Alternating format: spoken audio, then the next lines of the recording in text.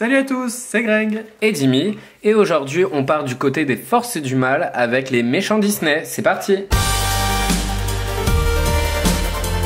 Et on commence tout de suite avec, comme on a dit, des méchants Disney avec Maléfique. C'est la méchante, l'une des plus représentées parmi les méchants Disney. On peut voir que c'est la figurine numéro 9, c'est-à-dire que c'est une très vieille pop.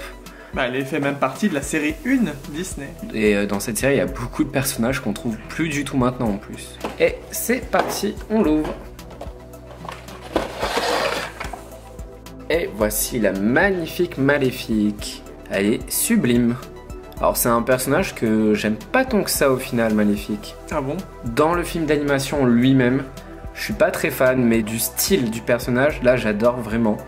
Avec les grosses cornes sur la tête, avec les rayures violettes dessus. Son maquillage aussi. Avec sa peau complètement verte, son maquillage violet aussi, au-dessus des yeux. Et puis sa tenue avec ses grandes manches comme ça, on dirait un peu comme une tenue qui s'enflamme en fait. Ça représente ça. Hein. C'est ça, ça fait un peu des flammes au niveau du tissu violet. Et elle a aussi son sceptre dans la main, tout doré avec la boule magique au-dessus. Alors boule magique qui n'est pas de la même couleur que sur la boîte. Voilà, la boule magique qui n'est absolument pas de la même couleur sur la boîte. Et on ne sait pas pourquoi. Entre le visuel et la création vraiment, il y a souvent des modifications. Là vous voyez même les cornes, oui, les traits sont verts et pas violets. Donc voilà, hein. Après c'est vrai que c'est quand même assez flagrant. Mais de toute façon dans le dessin animé, elle est plus jaune-verte, hein, la boule, pas vraiment possible, rouge. Oui. De mémoire. Hein. Ce qui est un peu drôle dans ce film d'animation, c'est que la méchante, Maléfique, on la voit beaucoup plus longtemps que Aurore. On a une princesse qui dort et un prince qui doit la sauver. Mais c'est vrai, en fait, l'histoire tourne beaucoup autour de Maléfique. Mais elle est vraiment super belle. Et il existe aussi une autre version de cette pop avec les flammes tout autour, les flammes vertes. Elle est magnifique celle-là. Elle est magnifique. Et il existe aussi une autre version, la version dragon. Et elle existe aussi, décidément, en version glitter, donc brillante, scintillante, pailletée, peu importe le terme, ou diamant. Parmi les méchants Disney, après Maléfique, il y en a une autre qui est extrêmement connue et populaire. C'est Evil Queen ou la méchante reine de l'univers de Blanche-Neige. C'est vrai que c'est marrant, elle a pas vraiment de nom. Elle a pas de nom. On l'appelle la méchante reine. On connaît pas son nom. Mais on connaît pas son nom. Et c'est quand même la toute première méchante des longs métrages Disney, vu que Blanche-Neige est le tout premier film long métrage. Oui, sorti en 1938. C'est donc la numéro 42 et contrairement à Maléfique, elle est un peu moins ancienne puisqu'elle fait partie de la série 4. Et bon, et encore une fois, il y a beaucoup de pop qu'on ne retrouve plus maintenant. On l'a déjà dit, mais il y a beaucoup de pop qui sont vraiment très très cotées, très très chères dedans.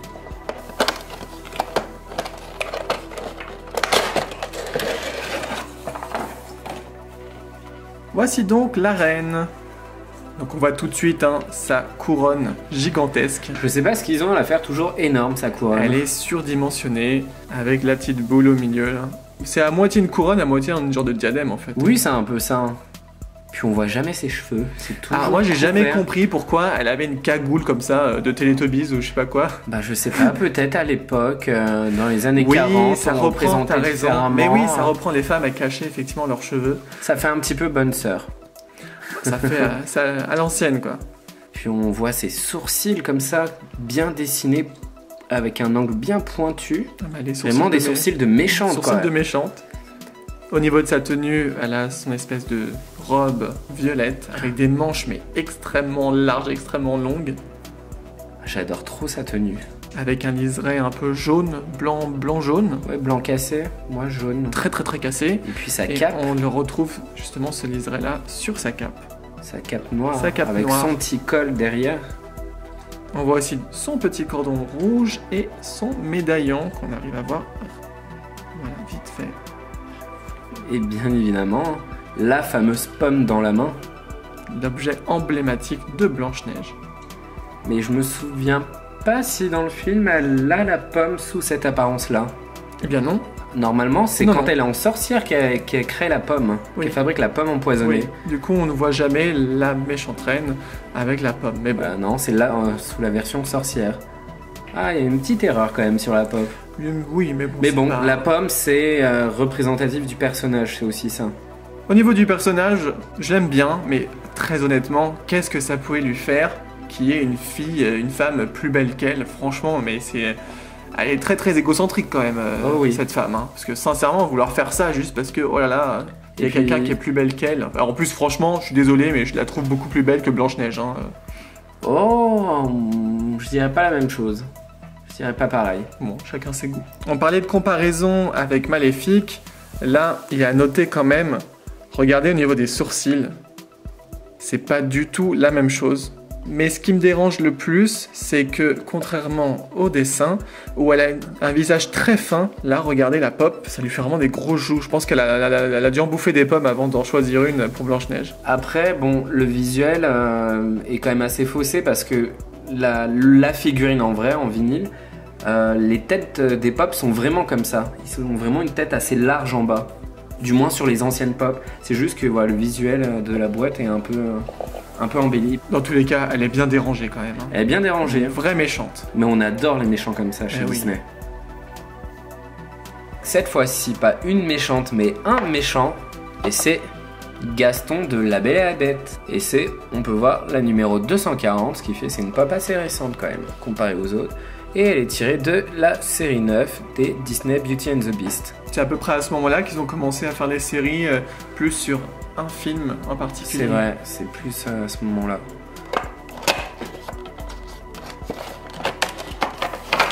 Et voilà, Gaston. Il est vraiment super bien fait, avec sa coupe de cheveux, vraiment comme dans le film, avec ses cheveux attachés derrière.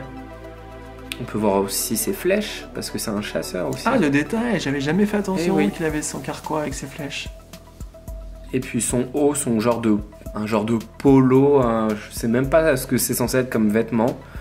Rouge et jaune, on peut voir le col qui est jaune. Et les gants assortis au col. Avec ses grosses bottes de chasseur. Et sa ceinture. Lui aussi, hein, ses sourcils sont un peu particuliers. Toujours pour donner un air un peu méchant. J'adore trop La Belle et la Bête. C'est pas le meilleur des méchants parce qu'il est assez bête. C'est un personnage assez très imbu de sa personne. C'est ça qui est son côté méchant, c'est qu'il est tellement égocentrique qu'au final, si les choses ne vont pas comme il veut. Et regardez au niveau du visage, on voit aussi son menton. Oui. Et sa mâchoire très carrée. Là, ils ont vraiment voulu là, représenter ça. Plus carré. Il y a un visage un peu plus dur. Et la pose quand même représente bien le personnage. Ça, ils ont bien fait. En tout cas, il est magnifique. Et on finit avec une méchante Disney, une de mes préférées. Et en plus, c'est une Pop exclusive. Il s'agit de la Reine de Cœur d'Alice au Pays des Merveilles. Elle est d'enfer celle-ci. Et le personnage aussi est d'enfer. C'est pas Cruella pourtant. Non, pourtant. Mais on la retrouve derrière, hein, la transition. Vous avez vu un petit peu comme il est doué. Hein. Ah bah il y a la Maléfique qu'on parlait tout à l'heure. C'est celle dont on parlait, effectivement, avec ses flammes. Et il y a Ursula aussi, qui est super avec le trident. Sympa, avec le trident et la couronne du roi Triton. Puis la Cruella aussi, Et Cruella, c'est quand elle aborde sa voiture et qu'elle est super énervée à la fin du film. Vers la fin, quoi. Donc la reine, on va la sortir de sa boîte. Regardez déjà cette beauté, On parle de la Pop, hein. Pas du personnage en lui-même. Et ce qui est génial, c'est qu'on a le petit hérisson vert. C'est génial de l'avoir mis, le hérisson. Elle est trop belle. Et puis la couronne qui est totalement dorée. C'est ce qu'on voit tout de suite, hein, honnêtement. Ah oui, la couronne, la lumière, ça brille. Très brillante comme ça, super belle, qui rappelle, qui est de la même couleur que ses boucles d'oreilles. C'est vraiment ce qui saute aux yeux tout de suite. Et ensuite, on voit sa robe bicolore pour rappeler les cartes rouge et noir. C'est ça. Couleurs. Même si c'est la Reine de Cœur. Il y a aussi la partie avant de sa robe qui, moi, personnellement, me rappelle un petit peu comme une abeille, une reine abeille. Je sais pas pourquoi, mais ça m'a toujours fait penser à ça. Comme on a dit au niveau de sa tenue, donc sa robe bicolore, jusqu'au niveau des manches, avec le revers sur l'un rouge et sur l'autre noir. On a le liseré comme ça, qui fait tout le tour de la robe, qui est assorti à son col, et puis immense. Son énorme col, ouais, il est vraiment immense. Dans toute sa tête. Au niveau de son visage, encore une fois, les méchants, on a compris, on leur fait des gros sourcils, pas contents, et hop, ça fait des méchants. Et on a surtout le petit détail que moi j'aime beaucoup, c'est son nez un petit peu retroussé. Mais oui, c'est ça que je regardais. Oui, oui, c'est pas un défaut, hein. Il a vraiment le nez retroussé comme ça. En voyant comme ça, j'avais pas vu déjà déboxer avant. Sur le coup, je pensais que c'était ses narines qui étaient sur le haut. Non. Bah oui, ça fait un nez aussi, on est d'accord. Ah non, mais maintenant je vais voir plus que ça. Et en fait, c'est en revoyant sur le visuel de la boîte, j'ai dit ah non, d'accord, c'est le nez retroussé. Non, ils lui ont pas fait le nez à l'envers. Non, non, c'est un nez qui est retroussé. T'es trop bête. Et au niveau de sa coupe de cheveux, allez, plus sérieux. Au niveau de sa coupe de cheveux, franchement génial, avec sa mèche devant, là, dans un petit peu en mode. Elle est disciplinée. Mais elle est disciplinée, mais en même temps, c'est signe justement qu'elle est énervée. Ouais, c'est génial. Quand elle est vraiment énervée, elle a ses cheveux qui repiquent à l'avant. Et on retrouve un petit peu ça sur son chignon arrière, son double chignon. Là, on dirait une religieuse, son truc là. Puis on dirait qu'il y a deux petites cartes dessus. Deux petites cartes, ouais, vraiment. Mais le détail de la coupe de cheveux est superbe. Elle est vraiment trop belle, quoi. Et forcément, on n'a pas oublié, hein, ce qu'elle a dans la main, qui est un flamant rose vert. Un flamant vert. Un flamant vert. On n'avait jamais vu ça encore. Et elle s'en sert comme maillet. Pour jouer au croquet. Au croquet, et elle utilise, attention, la SPA, ne regardez pas la vidéo, comme on l'a dit, ce petit hérisson trop mignon. Le petit hérisson vert à sortir, avec sa petite mèche, avec son petit nez rose aussi, il est vraiment trop chou. Et puis lui, il file au pas. Hein. Ah bah il a pas le choix. Il est même obligé d'avancer. Il est obligé d'aller dans les anneaux. Il doit tricher pour la faire gagner. Dans les anneaux de cartes faits en cartes. C'est une tricheuse, elle, c'est une tricheuse. Ah, elle aime pas perdre. Hein. Il faut qu'elle gagne, c'est la reine. Et au niveau de sa posture, on la voit là, elle est pas contente. Elle a vraiment envie de gagner par tous les moyens. Bon, c'est une méchante, mais elle est plus cinglée qu'autre chose en fait. Voilà, c'est pas une méchante, c'est juste que voilà, elle est un peu bizarre et elle aime pas avoir tort. C'est une vraie fausse méchante. C'est un bon résumé. Et voilà pour cette présentation des 4 Funko Pop méchantes Disney. Eh ben, elles sont quand même toutes super belles. On adore les méchants dans l'univers Disney. C'est pour nous des personnages super importants, super intéressants. Et puis regardez comme ça rend bien les 4 là ensemble sur le même plan. Alors au niveau de nos préférés, eh bien pour ma part, c'est la Reine de Cœur, la version exclusive. Je la trouve vraiment superbe. Et bah bien évidemment, pour moi aussi, c'est la Reine de Cœur. Bon voilà, on a le même préféré. Non mais c'est vrai, avec sa couronne dorée déjà, rien que ça. Mais rien que ça, on est d'accord. Voilà. Et puis Alice au Pays des Merveilles, ça reste un film d'animation qu'on adore beaucoup. Ouais. Et on n'adore pas ce film à cause ou grâce à l'histoire, mais surtout au personnage du film. Ce qui fait, voilà, c'est la Reine de Cœur pour tous les deux. Et vous dites-nous en commentaire quel est votre méchant Disney préféré parmi les 4, ou éventuellement parmi d'autres qu'on n'a pas. Mais bien évidemment, vous pouvez aussi commenter tout ce que vous voulez, liker et partager. Et pour ne rien manquer de nos vidéos, n'hésitez pas à vous abonner. Et puis aussi allez voir nos autres vidéos, hein, n'hésitez pas. Et vous pouvez aussi nous rejoindre sur les réseaux sociaux, on adore discuter avec vous là-bas. Vous avez toutes les informations dans la description. D'ici là, portez-vous bien et on vous dit à bientôt pour d'autres vidéos. Bye bye. Ciao.